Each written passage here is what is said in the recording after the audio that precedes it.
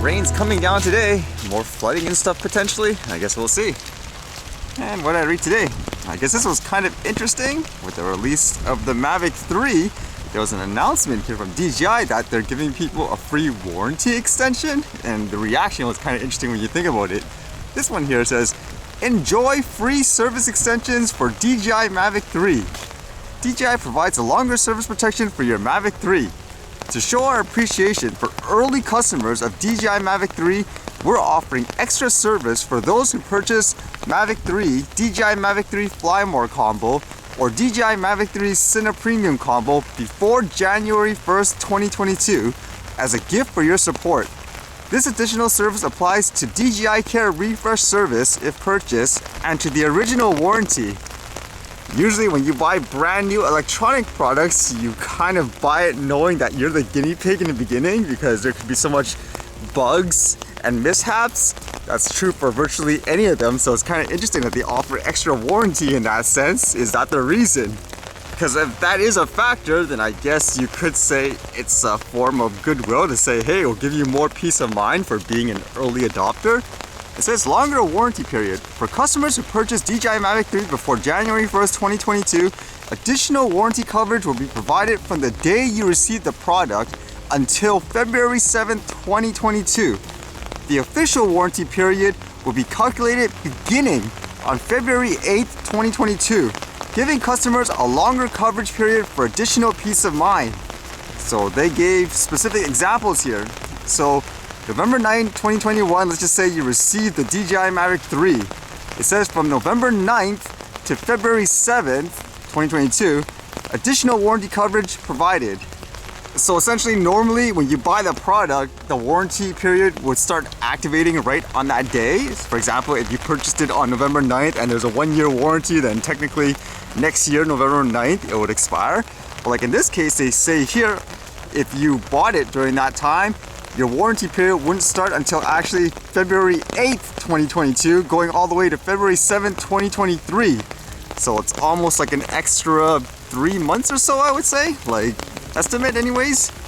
This will be true for their DJI Care refresh plan as well. That's their warranty coverage where you have to pay money and then you can get things like a replacement for your drone if you crashed it. So overall, that should be, I guess, a good thing because the company is giving people extra warranty, more peace of mind. Because as mentioned, usually when you're an early adopter, you expect kinks and stuff to be there, but that's just what you accept for trying to get it early. But at the same time, I guess the other perspective is kind of interesting because some people see this as a bad thing where they say, oh, there's like a firmware update or something like that coming in January. So that's potentially them admitting, oh, there's something wrong with the drone, etc., etc. That's what people's fears are anyways, from what I'm reading. So it's kind of interesting. What side of the fence would you be on in that case? Would you think it's a good thing for the company to offer that, like it's generous, or would you see it as a bad thing, as, oh no, it's being admitted that there's something wrong or potentially wrong with the product in the future? So this is a way to prevent things like backlash. It's kind of interesting to think about. With that in mind, I actually never visited the stores to see if you can actually just find this off the shelf. I just know in terms of the prices, talking about warranties and stuff, like their Care refresh, the one for the Mavic 3 is $519 here, and the one for the Cine bundle is $779. And the funny thing is, when you look at this, you would assume at first for that price, oh, I guess it's a drone, because people would just look at a picture and stuff, even though it says Care refresh, but that's literally like, that's the price for like the Mini or something like that. It's really expensive.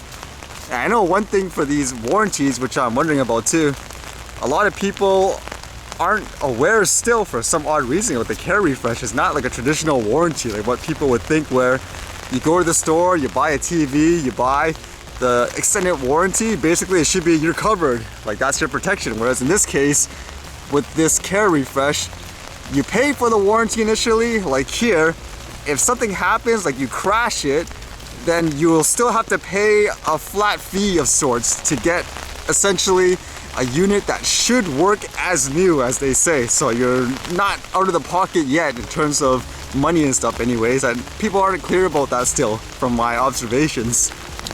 To my knowledge too, you can only use this replacement stuff for the Care refresh twice. The first time, let's just say you crash it, you broke it or something like that, then you send it back, you have to pay a fee. They'll give you one that's just as good or as if it's new, as they say, could be refurbished.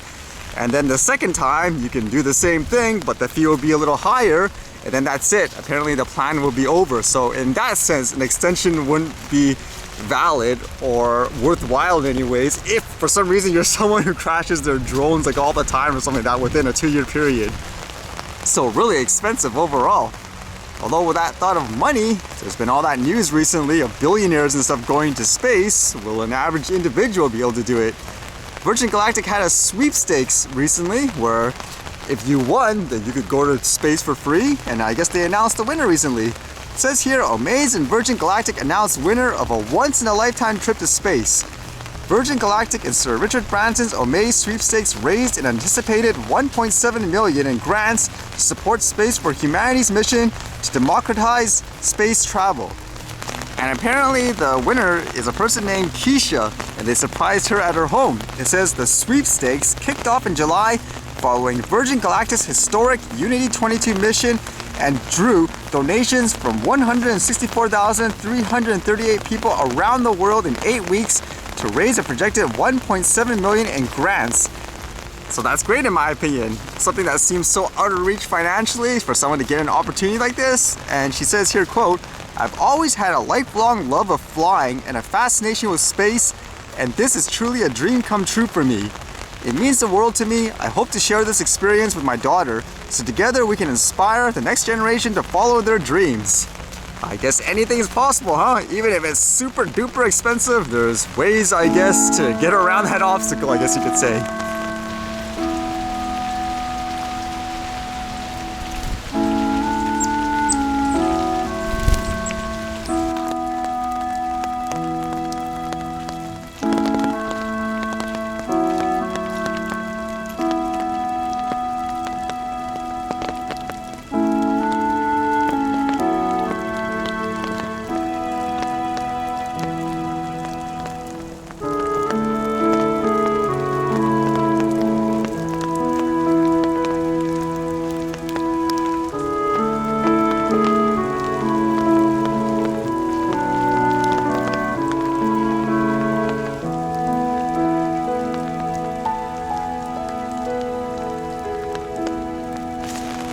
Alright, well, there's no flying today.